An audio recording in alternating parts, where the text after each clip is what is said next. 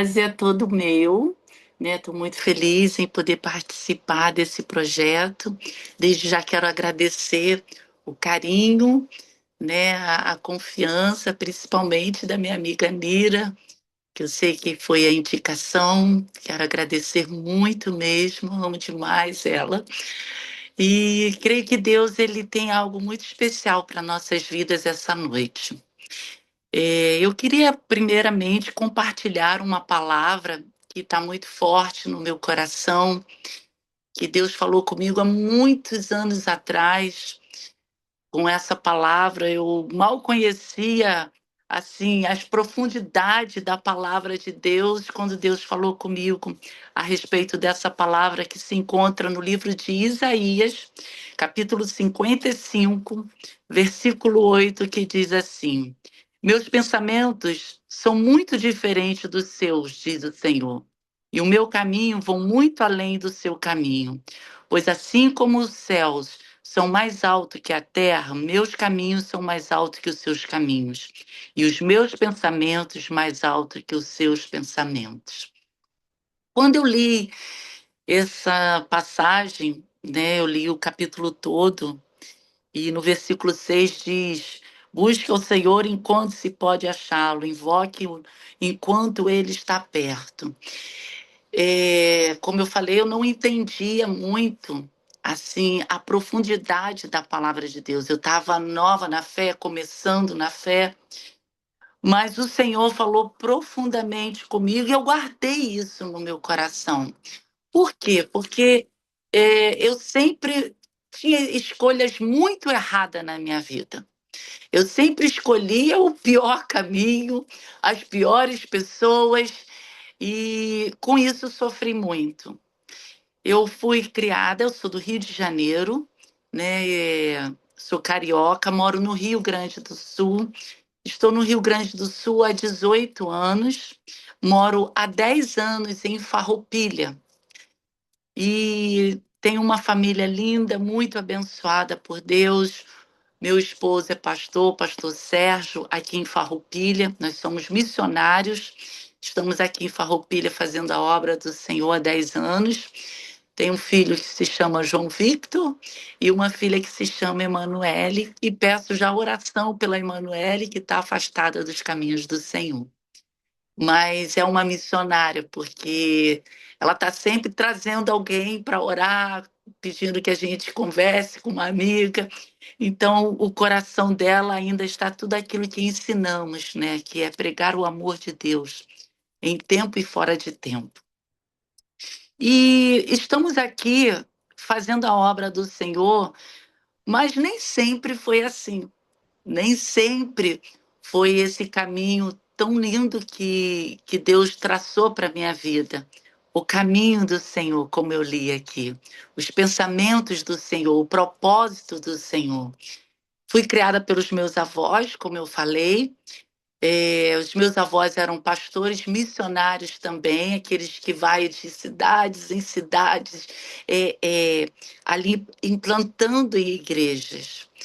E a minha mãe, quando engravidou, ela conheceu meu pai, saiu com ele muito nova, ela tinha 19 anos, saiu com ele e engravidou.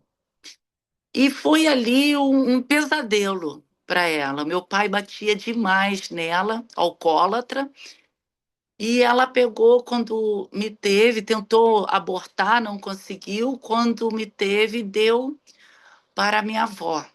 Ela ia jogar no lixo e a minha mãe tinha muita raiva de mim.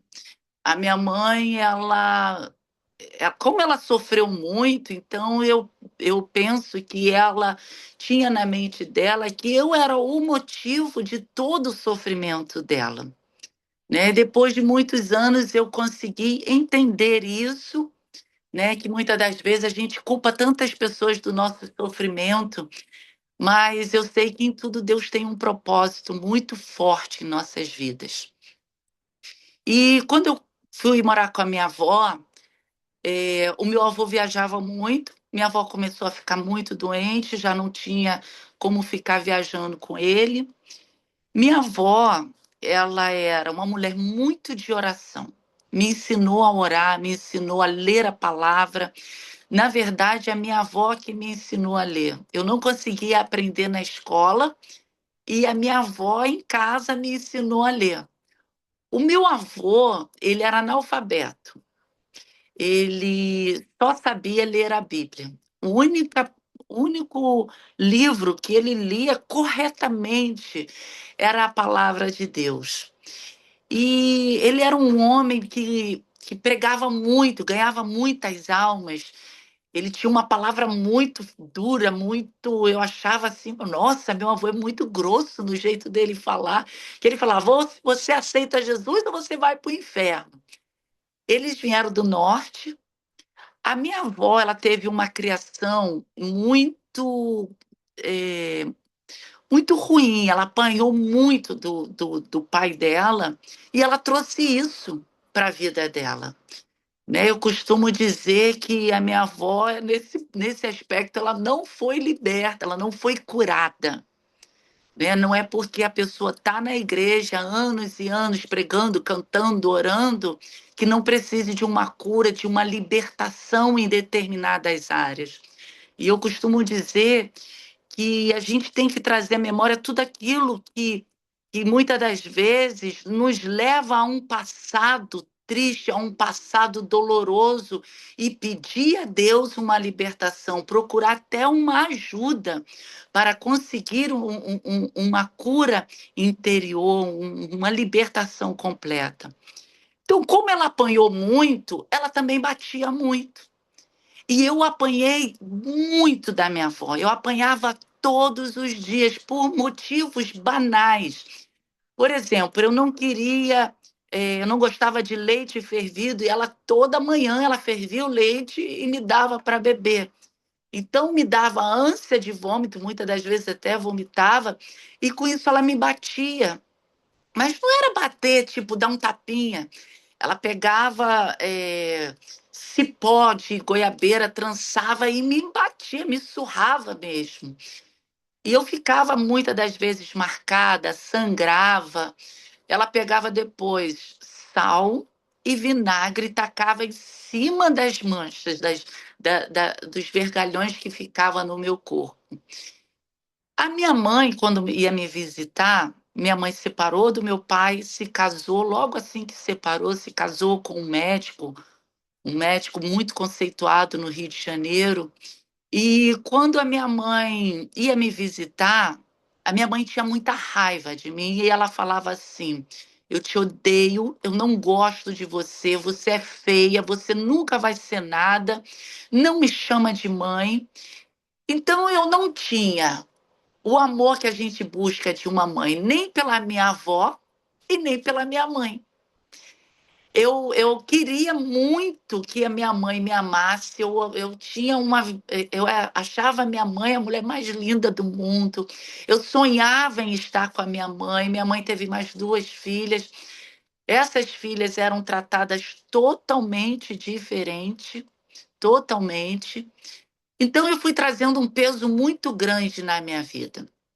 Quando minha avó estava com, quando eu estava com 8 anos de idade, minha avó ficou doente. E foi um grupo de irmãs orar na minha casa, na casa da minha avó. E quando elas estavam ali orando, eu brincando, eu me lembro que eu ficava na varanda da casa da minha avó, brincando de fazer comidinha, adorava brincar de casinha. Eu estava lá brincando e as irmãs orando. E veio uma irmã e profetizou na minha vida. E ela profetizou que eu ia ser uma missionária, que Deus iria me levar por muitos lugares, que eu iria pregar a palavra do Senhor, eu iria ganhar muitas almas, mas que Satanás também tinha um plano na minha vida. E virou para minha avó e falou: cuide muito bem dela, porque ela é muito preciosa, mas o diabo ele tem um plano já traçado para a vida dela. Bem, a minha avó não tinha, ela tinha um cuidado excessivo. E aí ela passou a ser pior. Não deixava eu ir na casa dos meus tios, não deixava eu brincar com ninguém, me colocava para ler a Bíblia, eu tinha que decorar versículos, textos da palavra de Deus. Eu passei a ter raiva. da Bíblia. Mas eu trouxe isso para os meus filhos de uma maneira, claro que uma maneira leve, uma maneira com sabedoria. Eu ensinei meus filhos a todos os dias a gente se reunir juntos, a ler a palavra de Deus, a ter momentos de oração, a ter o nosso culto caseiro, porque a palavra de Deus, em Provérbios 22:6, diz: instrui o menino no caminho que deve andar. Então, nós temos que estar juntos dele.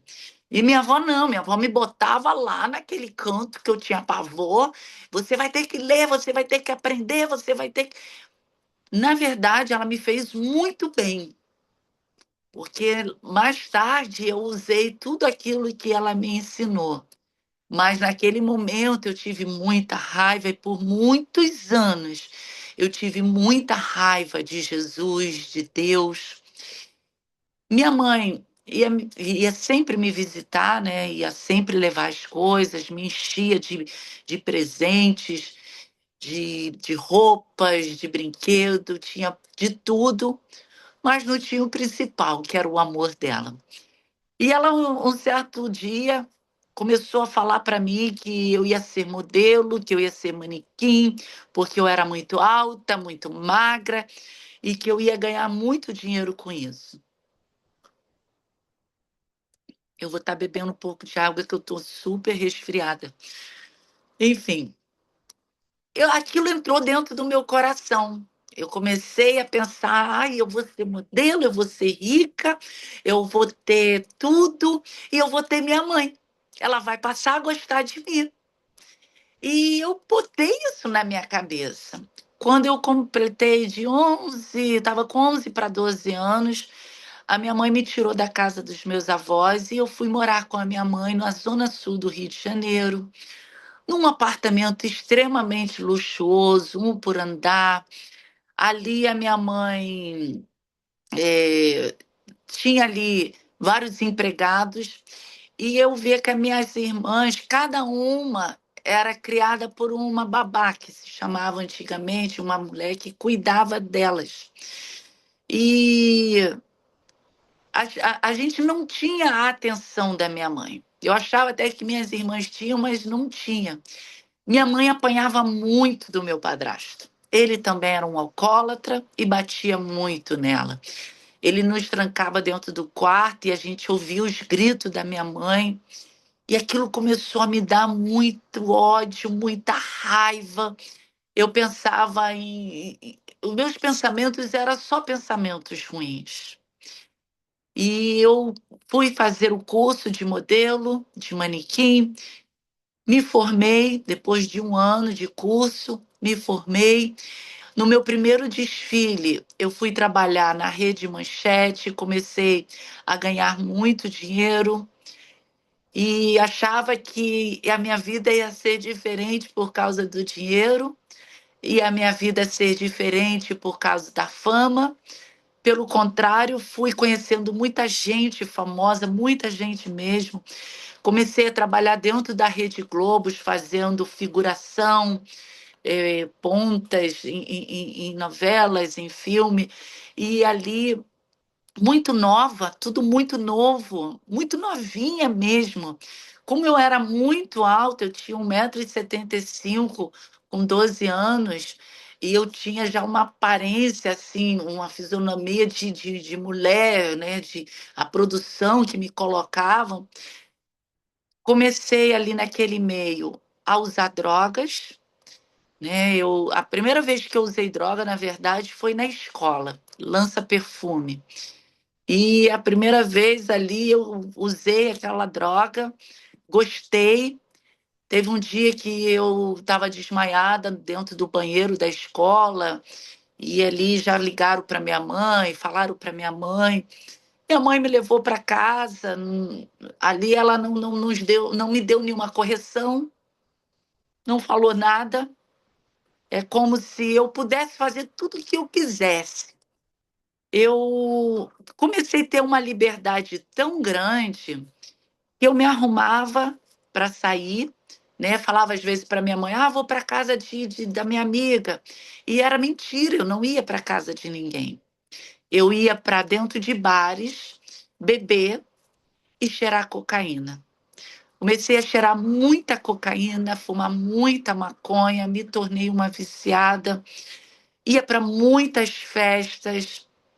A minha mãe se separou do meu padrasto, ela tinha uma vida adúltera muito forte, o meu padrasto também. Ou seja, dentro daquela casa era um inferno. As drogas começou a me ter a me dar um sentimento e um poder muito grande. Como assim? Como eu tinha condições financeiras, eu comprava droga, eu tinha muitos amigos, né? Amigos, e vivia naquele meio de gente famosa. Aquilo subiu à minha cabeça. A minha mãe, quando ela ia questionar alguma coisa, eu enfrentava ela, não respeitava ela, e nos meus pensamentos era assim: bem, tudo que eu sofro é por causa dela, eu vou matar um dia ela. E eu alimentei esse pensamento por muito tempo. Comecei a sair com um, com outro, a ter relações sexuais com qualquer tipo de homem, uma vida de prostituição, não por dinheiro, mas por querer alguém. Na verdade, eu queria ser amada, na verdade, eu queria ter uma pessoa que me olhasse diferente. Então, eu me apaixonava por qualquer um. Eu ficava com qualquer um e às vezes saía com mais de um homem numa noite e achava aquilo normal, né? No mundo é muito normal isso. Só que comecei a ter um sentimento de nojo, um sentimento de que eu não ia ser nada, que eu não ia conseguir nada. As palavras da minha mãe, ela vinha muito na minha mente, aquelas palavras de quando criança, que eu não ia ser nada, que eu não ia prestar para nada, que ninguém nunca iria me amar. E eu alimentei isso. E, e como eu me entregava para qualquer pessoa, aquilo foi me trazendo uma tristeza muito grande, foi me trazendo um sentimento tão ruim que eu comecei a pensar em me matar. E por várias vezes eu tentei o suicídio, porque foi me dando uma depressão, angústia, ansiedade. Comecei a frequentar as favelas do Rio, porque já não tinha muitas condições de fazer os desfiles. Para fazer os desfiles, eu tinha que estar sempre bem, eu estava sempre drogada. Passava noites inteiras cheirando cocaína, passava dias sem dormir. Então, aquilo ali foi me dando um sentimento terrível e eu passei a não ter condições de fazer os desfiles. Passei a ter medo das passarelas e comecei a frequentar as favelas do Rio. E numa dessas idas, eu conheci um dos chefes do Comando Vermelho. Aquele homem, ele era um homem mais ou menos uns 30 anos mais velho do que eu, um homem com uma aparência horrível, horrível mesmo. Eu costumo dizer que o Seu Madruga do Chaves, ele parecia um pouco com o Seu Madruga. Ele conseguia ser mais feito que o Seu Madruga. E eu era apaixonada por ele. Eu fazia qualquer coisa que aquele homem me mandasse. Ele tinha um pacto com um demônio, uma coisa assim muito pesada mesmo. Ele tinha vários sete tatuados no corpo dele e ele falava assim para mim: eu tenho ódio de você, eu tenho raiva de você, eu tenho vontade de te matar, mas eu não posso fazer nada com você porque o teu guia é maior do que meu guia. E naquele meu não conseguia entender isso, que eu nunca tinha feito parte de nenhuma religião. E comecei a ir em várias religiões, Xexenoei, mas nunca tinha ido numa Umbanda, num Candomblé. E Aquele homem, ele me maltratava muito. E eu comecei a ter raiva dele também. E ali eu comecei a fazer assalto, assalto a banco, assalto à joalheria, andava armada, fui fazer parte do Comando Vermelho. Eu ia para assaltos a prédios de luxo e antigamente não tinha essa segurança que tem hoje em dia, não tinha câmeras, íamos muito bem arrumados e muitas das vezes eu ia com pessoas da alta sociedade, com filhos de médico, filhos de juízes, que ali usava droga junto comigo, mas também fazia parte do crime.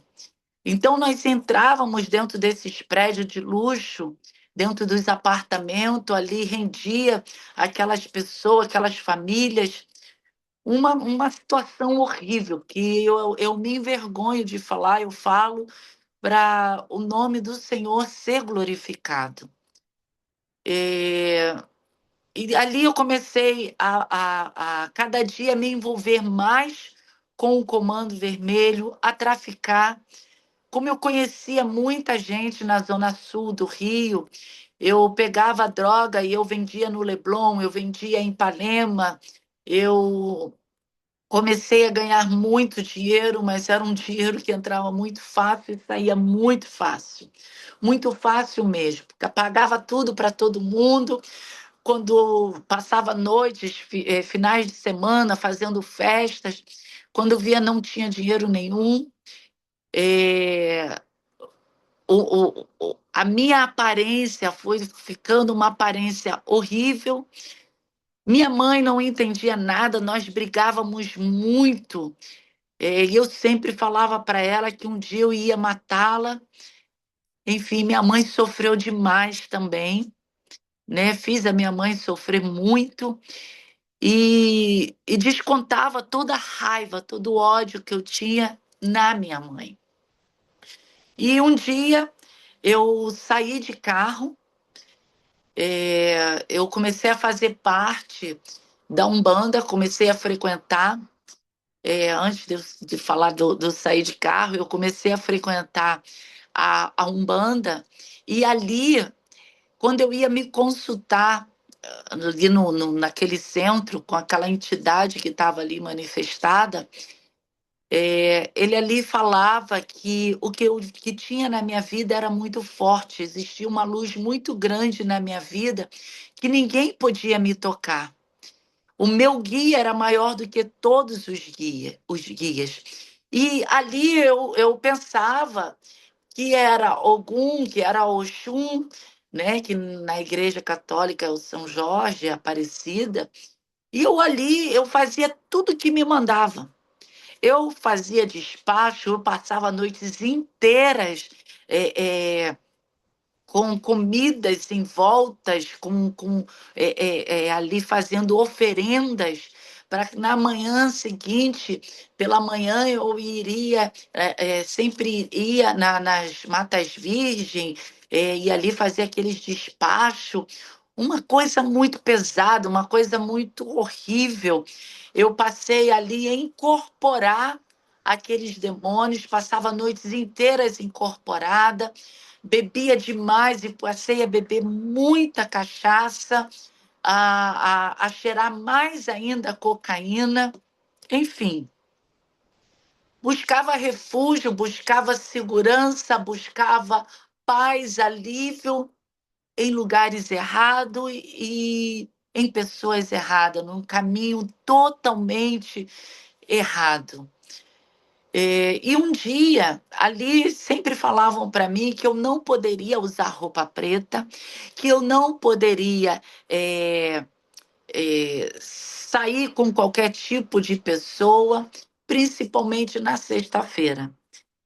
E um dia eu cheguei, estava muito drogada, e falei: hoje eu vou colocar roupa preta, era uma sexta-feira, e saí.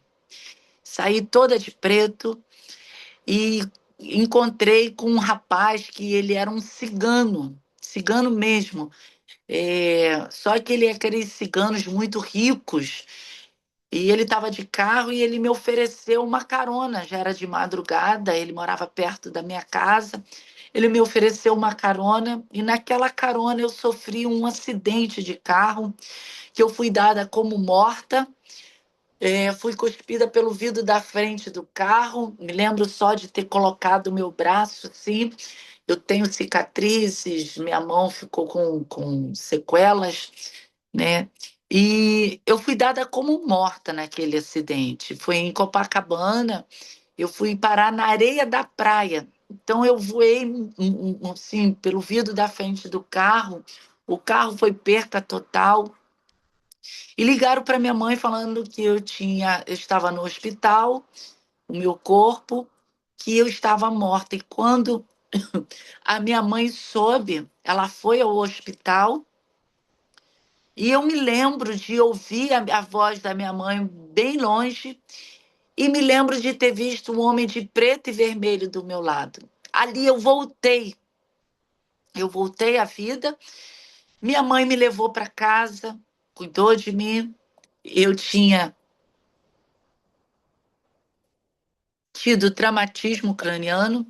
Fiquei mais ou menos 3 meses de cama, com o rosto todo deformado. Foi um acidente horrível. E quando eu melhorei, minha mãe me levou numa igreja. E naquela igreja foi pregado a palavra de Deus. E eu me lembro que a palavra vinha muito de encontro ao meu coração. Eu tinha até achado que a minha mãe tinha falado da minha vida para aquele pastor. Minha mãe não sabia muita coisa, mas ela sempre falava alguma coisa que ali dava a entender que ela sabia da minha vida, né? Mãe sempre tem os pressentimentos, né? Por mais que não dê atenção, mas mãe é mãe. E quando ele fez o apelo, eu pensei, eu vou entregar a minha vida a Jesus. E ele falava, entrega hoje a tua vida a Jesus, para que não te aconteça coisa pior. E me deu tanta vontade naquele momento de entregar a minha vida a Jesus, mas eu ouvi uma voz falando assim para mim: você é uma viciada, você é uma prostituta. Ninguém aqui vai te querer. Você não pode entregar a sua vida. E eu dei ouvido a essa voz. Eu pensei comigo, realmente eu não posso. Voltei para casa, escrevi um bilhete e fui embora de casa.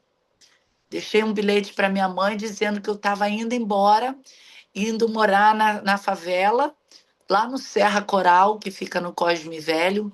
Eu morava em Laranjeiras. E eu fui morar naquela favela. Ali foi ladeira abaixo, né? Eu passava noites inteiras na boca de fumo, eu comecei a sair com tudo que era homem, não respeitava ninguém, passei a fazer muitos assaltos, ir para guerras de facções e frequentar muitos terreiros.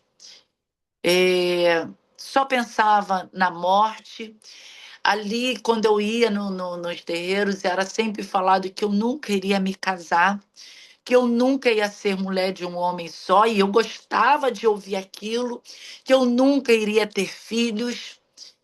E o meu sonho de criança era me casar. Olha o que eu sonhava.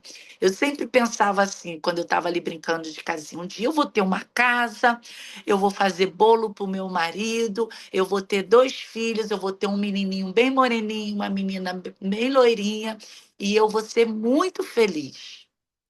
E quando eu entrei nessa vida, o meu pensamento era: eu nunca vou me casar, porque o homem não presta, o homem bate, né? Eu via minha mãe apanhando.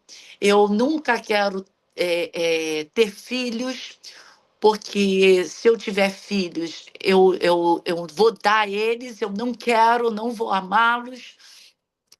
E esse era o meu pensamento. Fui convidada para fazer um assalto no centro do Rio. Quando eu peguei a arma que eu ia naquele assalto, eu senti um aperto no meu coração muito forte e eu pensei, hoje eu vou morrer. E quando eu peguei naquela arma, Um parceiro chegou perto de mim e falou assim: vou acender uma vela para seu malandro te proteger. E eu adorava isso, eu adorava acender velas, eu acendia maços de vela para ter proteção, tudo que eu ia fazer eu acendia a vela. E naquele dia eu falei para ele assim: não acende vela nenhuma para mim. Eu acho que vai me acontecer alguma coisa hoje. E eu vou lá dentro do barraco, eu vou orar, porque eu já fui crente. E quando eu falei isso, ele se assustou, né? Ele falou: como assim tu já foi crente?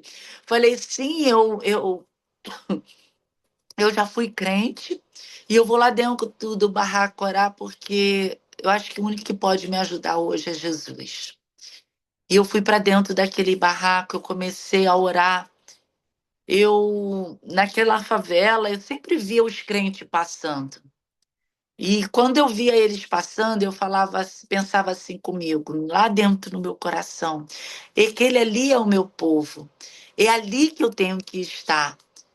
Mas eu queria que alguém viesse falar comigo, eu queria que Deus usasse alguém para falar comigo.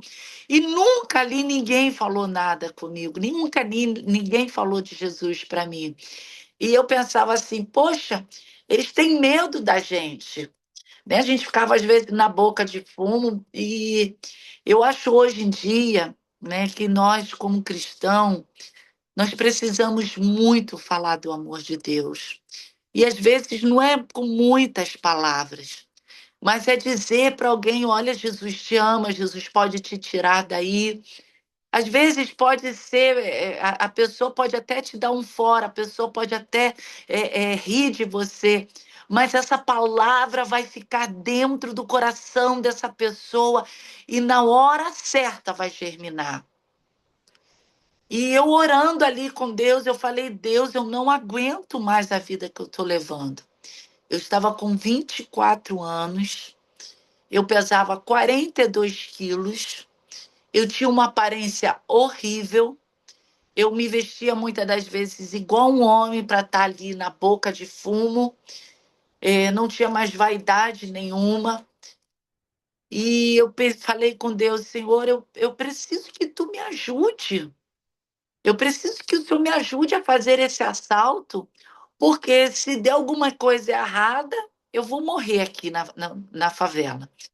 E se eu for, eu sinto que lá eu vou morrer. Então eu preciso que o Senhor me ajude a fazer o assalto. Eu fiz a oração mais tola e mais sincera da minha vida, porque eu não estava querendo Jesus. Eu só queria que ele me ajudasse. Muitas pessoas vão diante de Deus pedindo só a bênção, né? Eu só queria que ele me ajudasse a fazer aquele assalto, mas Deus, ele sondou meu coração e ele sabia o quanto eu desejava ter uma vida diferente. Lá no fundo, eu desejava a libertação de não ser aquela pessoa má que eu me tornei, né? E a palavra do Senhor nesse capítulo 55, fala sobre isso, no versículo 7, que o perverso mude de conduta e deixe de lado até mesmo a ideia de fazer o mal. Eu sempre ajudava as pessoas ali, eu sempre queria estar com a família, ali com as famílias, eu chamava todo mundo de tia na favela, mas ao mesmo tempo eu tinha uma conduta muito má, né? Eu usava muita droga e dava droga para as pessoas. Então, eu, então, eu pedia muito a Deus isso. E naquele momento eu pedi isso a Deus, me levantei e fui para o assalto. E ali eu cheguei naquela joalheria, estava ali as vítimas. Eu comecei a recolher todo o ouro que tinha, eu e os meus parceiros. E quando eu recolhi, quando eles começaram a sair, eu estava ainda recolhendo, eu fui a última a sair daquele prédio. E quando eu saí do prédio, é, a, a, O assalto tinha sido no quinto andar, no Largo de São Francisco, no centro do Rio. Coisa de louco fazer assalto ali. E quando eu saí do prédio, estava todo cercado pela polícia, eu fui a única que fui presa. Fui levada para a quarta DP, ali no centro do Rio, e naquela delegacia estava ali uma das vítimas, as vítimas foram levadas para a delegacia, né, claro, e estava ali uma das vítimas que era um policial. E quando aquele policial que estava na joalheria, ele chegou perto de mim e falou assim: eu puxei o gatilho nas tuas costas, era para você estar morta, mas minha arma entupiu. Mas com certeza você vai morrer dentro da cadeia. Nunca mais você vai sair da cadeia. E ali eu fui levada para a segunda DP, fui transferida para a segunda DP, porque a quarta DP ficava homens presos. Quando eu cheguei na segunda DP, era uma delegacia que tinha muitas mulheres, 5 celas, e eu fiquei na última cela, que era o X5, a cela das rebeldes. Quando eu comecei a conviver com aquelas mulheres, o meu pensamento era: eu nunca mais saio daqui, eu vou matar, eu vou traficar aqui dentro, eu vou usar drogas. E foi isso que eu comecei a fazer, não matar ninguém. Mas comecei a usar drogas ali dentro, a conviver com aquelas mulheres. Era uma cela que cabia 20 mulheres, tinha 48 mulheres. Mulheres com todo tipo de crime, mulheres com todos os tipos de doenças. Eu vi coisas ali dentro que terríveis, que eu orei muito pedindo a Deus que limpasse a minha mente, que tirasse da minha mente as coisas que eu ouvi ali dentro daquela cela. É um lugar que eu não desejo para ninguém. Uma prisão feminina é um dos piores lugares do mundo. E eu comecei a viver ali dentro. Lá dentro, eu invocava aqueles demônios que eu servia lá fora, e esses demônios incorporavam no meu corpo, sem ninguém me tocar, o meu corpo levitava, batia no chão com toda a força. Eu ficava espancada por espíritos malignos.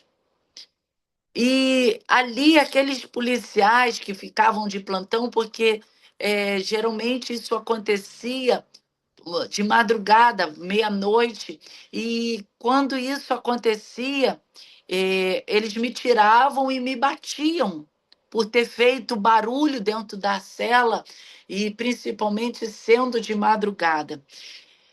Então eu me tornei ali uma escrava totalmente do pecado. Né? Sofri muito na mão de homens, apanhava muito de homens, né? Dos homens que eu me relacionava, e agora eu apanhava de espíritos malignos. É muito perigoso o mundo espiritual. Eu costumo dizer isso, as pessoas elas vão muitas das vezes na igreja, vão em cartomante, vão em centros, né, no espiritismo.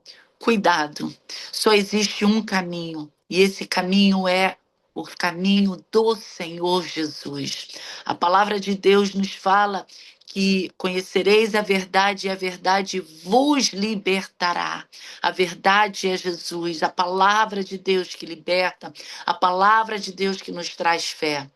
E eu comecei ali a ter essas sessões demoníacas, começou a ter um trabalho de evangelização, só que as irmãs não iam na cela em que eu vivia. Elas evangelizavam em várias celas, menos na que eu estava. E um dia elas entraram e começaram a falar de Jesus ali, e aquilo me deu uma raiva tão grande. Eu peguei um balde, comecei a batucar, acendi um cigarro de maconha, eu usava muita droga ali dentro, acendi um cigarro de maconha E conforme elas iam falando ali de Jesus, cantando, junto com aquelas mulheres, eu falava mais alto e uma delas se aproximou de mim e falou assim, Jeanquelina.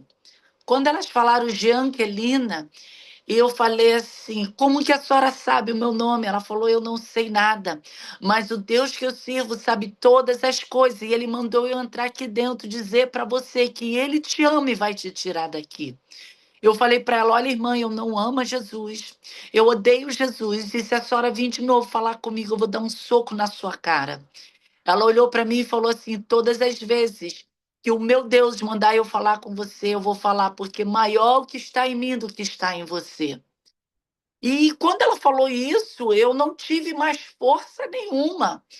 Eu fiquei trêmula, porque a unção de Deus era tão tremenda na vida daquela irmã. E foram se passando os dias, eu fui presa dia 14 de setembro de 1994. Quando chegou em dezembro, dia 21 de dezembro, eu fui ao fórum pela última vez, né? Já tinha ido outras vezes para a audiência, e ali fui condenada a 6 anos de prisão e 48 dias de multa. Então, quando eu fui condenada, eu pensei, agora que eu vou fazer tudo de errado mesmo. Agora que eu vou matar, vou fumar, nunca mais eu saio da cadeia. Esse era o meu pensamento. E quando chegou em janeiro, um calor insuportável, Rio de Janeiro é um calor em lugares normais, a gente já não aguenta muitas das vezes o calor. Imagina numa cela com 48 mulheres, faltava água, então nós recebíamos uma garrafa PET. Cada presa, às vezes, ganhava uma garrafa daquela para beber água e tomar banho. Comida azeda, comida podre mesmo. A gente comia aquela comida. E eu pensei, vou fugir daqui, não vou mais ficar aqui, porque não tem condições esse lugar. Era um lugar muito precário, muito mesmo. Para vocês terem uma ideia, a gente fazia nossas necessidades dentro de um buraco e aquilo ali transbordava e nós dormíamos no chão. Como eu falei, vi coisas assim terríveis e passei por situações muito horríveis. E ali, quando eu falei que iria fugir, fizemos um buraco, não deu certo a fuga, fizemos uma rebelião. Aquela rebelião, uma esfaqueando a outra, tacamos fogo em tudo, foi acionado a SOI, que é a polícia especializada, eles davam um tiro para dentro da cela, ali tiraram eu e mais 8 mulheres, fomos levadas para uma outra delegacia, ficamos de castigo durante uma semana. Quando voltamos do castigo, aquelas mulheres que estavam ali presas junto comigo, falaram para mim que iriam me matar. Porque numa cadeia, quando não dá certo, uma fuga, alguma coisa, alguém tem que pagar por aquilo. E elas falaram que elas iriam me matar. E quando elas se aproximaram de mim, eu falei, em nome de Jesus, vocês não vão me tocar. E elas pararam e falaram assim, até amanhã nós vamos resolver o que vamos fazer contigo. Aquela oração que eu fiz lá na favela, Deus respondeu. Me colocou dentro de uma cadeia. Né? Às vezes a gente acha que Deus não responde às nossas orações. Eu pedi a Deus que Deus me ajudasse, né? E Deus me ajudou da morte, porque era para eu estar morta. E ali dentro daquela cela houve o trabalho de evangelismo. E como eu falei para vocês, tudo aquilo que a minha avó me ensinou, tudo aquilo que meu avô pregava, por mais que eu não gostasse, né, criança, ficou guardado no meu coração. Então, naquele momento em que aquelas mulheres falaram que iriam me matar, eu falei no nome de Jesus que elas não iriam me tocar. Na verdade, não sei nem dizer para vocês o porquê que eu falei no nome de Jesus se eu não servia a Jesus. Eu servia a demônios. E quando eu falei isso, que elas ficaram paralisadas, falaram que no dia seguinte iria resolver o que iria fazer, eu peguei uma Bíblia que eu tinha, que eu fazia de travesseiro. Um tio meu tinha me dado aquela Bíblia e eu nunca tinha aberto ela para ler. E eu falei assim: Deus, o meu avô sempre falou que a tua palavra é a maior profecia que existe. Se tu tens um plano na minha vida, se tu me amas, como aquela irmã falou, fala comigo através da tua palavra, porque eu estou condenada à morte aqui dentro e eu preciso eu preciso te conhecer. Eu quero te conhecer, eu quero te ouvir, eu quero te sentir aqui dentro. E eu abri a Bíblia, estava ali o Salmo 121. Elevo meus olhos para o monte, de onde me virá o socorro? O meu socorro vem do céu e da terra. O meu socorro vem do Senhor que fez o céu e a terra. Eis que não tosquenejará o guarda de Israel. Quando eu comecei a ler aquele salmo, eu falei: Senhor Jesus, perdoa os meus pecados, porque na minha cabeça eu tinha que levantar a mão e eu estava de cócora, com a mão levantada. E eu falei: Senhor Jesus, o meu avô sempre falou que era para quando a gente quer aceitar a Jesus, que é para levantar a mão como um sinal de rendição. E eu quero te aceitar hoje. Perdoa os meus pecados. Escreve meu nome no livro da vida, porque se eu morrer aqui dentro, eu terei certeza da minha salvação. Instrui o menino no caminho que deve andar. Todas as palavras do meu avô veio no meu coração naquele momento. Não tinha ninguém do meu lado. Eu estava de cócora, com os olhos fechados, ali clamando a Deus. Eu senti alguém segurando na minha mão. Eu senti alguém me aconchegando no colo. E eu ouvi uma voz bem clara me dizendo: eu te amo. A partir de hoje eu mudo a tua história. Eu serei contigo por onde você passar. Não tinha ninguém do meu lado. O Senhor Jesus entrou dentro daquela cela. O Senhor Jesus ali estava ali me aconchegando no colo. E eu tive o prazer de sentir o Senhor, de ouvir a sua voz. E quando eu ouvi a voz de Deus, eu falei: eu vou ser crente, eu vou seguir a Jesus. E eu arranquei todas aquelas guias que eu usava, eu joguei fora e eu falei, comecei a falar para todo mundo: eu agora sou crente, eu aceitei a Jesus como meu Salvador. No dia seguinte, aquelas mulheres não fizeram nada comigo. E eu comecei a pregar a palavra de Deus dentro daquela cela. O meu ministério começou dentro de uma cela imunda, de uma cela onde passava bichos em cima da gente, de um lugar que a família não ia. Então, não importa onde você esteja nesse momento, aceite o Senhor Jesus como seu Salvador. Não importa o que está acontecendo na sua vida hoje, porque Ele entra na sua causa.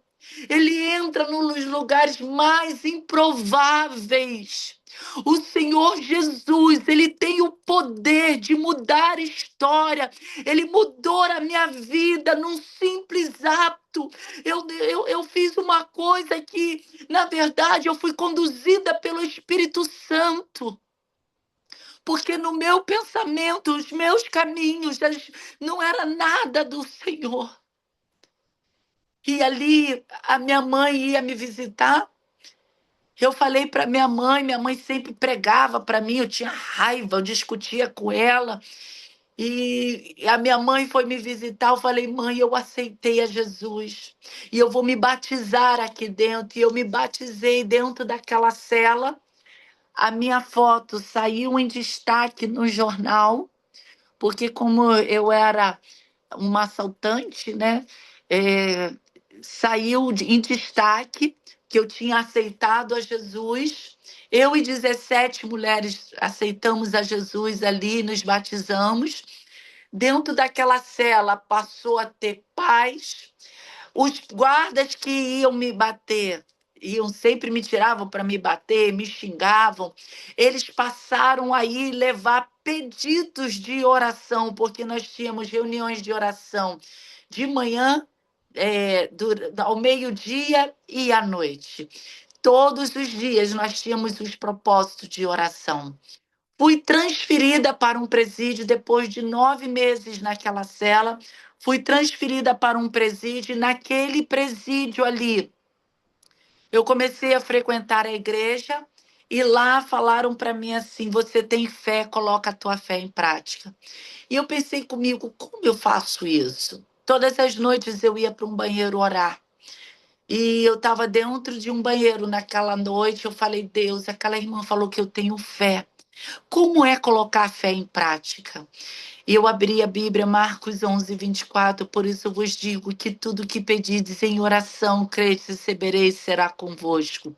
E eu falei para Deus assim: Deus, eu vou embora antes de completar um ano, porque eu vou ser missionária.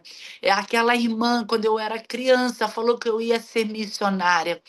Deus fez a minha mente lembrar de tantas coisas, irmãs, de tantas coisas boas que me aconteceram. E eu comecei a falar isso para todo mundo. Tinha sido presa dia 14 de setembro de 94. Quando foi final de agosto de 95, fiquei doente, fui levada para um hospital penitenciário. Naquele hospital, fiquei durante uma semana e pouca.